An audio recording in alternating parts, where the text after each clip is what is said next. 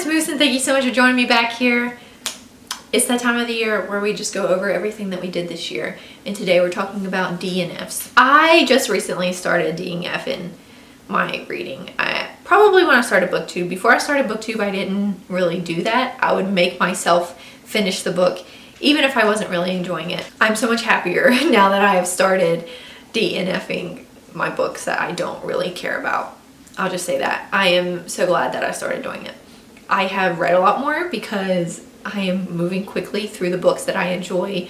I'm not spending a lot of time on books that I don't enjoy. With that being said, I still don't really DNF that much. I typically don't pick up a book if I don't think I'll enjoy it. I'm not going to waste my time.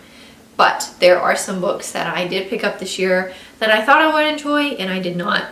So today we're going to talk about them. Opening my Goodreads because your girl has a terrible memory. The first book I DNF'd this year was A Tale of Two Cities by Charles Dickens. I tried listening to this on audiobook, which I think was my biggest problem. I think I would enjoy this book if I read it physically, but I was trying to listen to this and do stuff at the same time. When I listen to audiobooks, I'm typically cleaning or driving or, just doing stuff around the house, and it just did not work for me with this book. I've generally found that classics don't work for me as far as audiobooks go. I just can't. I need to focus when I read classics, and that's not when I listen to audiobooks. I typically find that YA and middle grade typically work best for me when it comes to audiobooks. So yes, I gave this one a fair chance. I think I got like 5 hours into it. It was a decent amount of time before I DNF'd it. The next thing that I DNF'd this year was actually a series, the Watersong series by Amanda Hocking. I read the first two, Wake and Lullaby, and then I DNF'd on title. I recently looked up the Goodreads reviews for this series individually by the book, and boy, was I not alone in my feelings. This was just, to put it bluntly, boring. This series is supposed to be about sirens, okay? I generally enjoy mythology. It's something that I enjoy learning about and I enjoy reading about. However, this felt like I was reading a contemporary book with a drawn-out plot, bland characters, and very little fantasy elements. When I think of mythology, I generally think of fantasy. How many times am I going to say generally or typically in this video today? My goodness. Anyways, it's like a fantasy type of feel for me. If I'm going to read something that deals with mythology, I usually feel like I'm reading some kind of fantasy. Not at all. This focused more so on the romances between the immature characters in this book. The sirens themselves were not very interesting.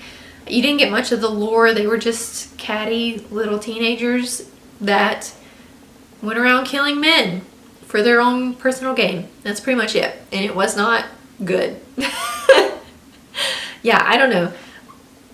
I just felt like it had a lot of potential, but the plot surrounding the general themes and ideas within this book was not a good one. It follows a girl named Gemma who loves to swim. She's a swimmer, and they live next to like a bay area. They live next to the ocean, and so the sirens come to their town and ultimately decide to turn her into a siren. And it's all about how she doesn't want to be a siren, how she hates her life now that she is. They're trying to figure out how to reverse it, but she constantly goes back and forth. She'll go be with the sirens because she has to be, and then she'll run away and try to get out of it, and it doesn't work out, and she's drugged back in. It was just not good. I was invested in one of the story plots within this about a character named Daniel, and something happened in the third book that just made me not interested anymore. So I decided to DNF this. I don't recommend it. I'll just be honest with you. I enjoy Amanda Hocking, specifically her Trill series I have up here. I enjoyed this one when I was in high school. I did not enjoy this one. It's just, I don't know, hit and miss for me. Next, I tried listening to Crown of Feathers by Nikki Preto.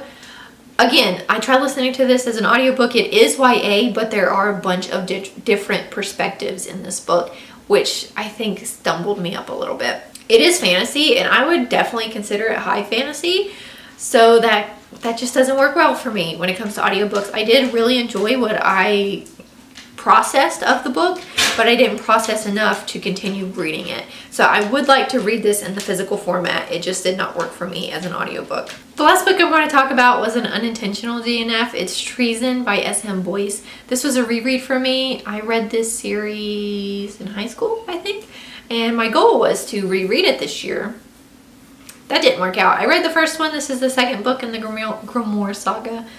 And I started reading other stuff. This kind of got pushed to the back burner. And now it's so far back there. It's back in the oven. It's burnt. It's crispy.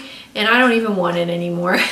So yeah, that's how that went. I did not intend to DNF this. I do recommend this series. I enjoyed it when I first read it. I was enjoying it the second time around, but I think because I knew what was going to happen, I wasn't as invested in it. I don't know. Some books I can reread, some books I can't. Maybe this is just one of those series that is not going to be a good reread for me. So yeah, there we go. Those are all of the DNFs that I had this year. Again, I didn't have that many, which I'm proud of, I guess. Again, though, a lot of my reads this year were rereads, so I kind of already knew that I would enjoy what I was going to read. I think that makes a difference. Anyways, let me know what you DNF'd this year. I'm always curious. Let me know why you DNF'd it. I think that's important, because just because I DNF something does not mean that you won't enjoy it. There's a baby crying outside. Apparently my neighbors are out in their backyard. Anyways, thank you guys so much for watching this video. If you liked it, be sure to subscribe down below and leave a comment.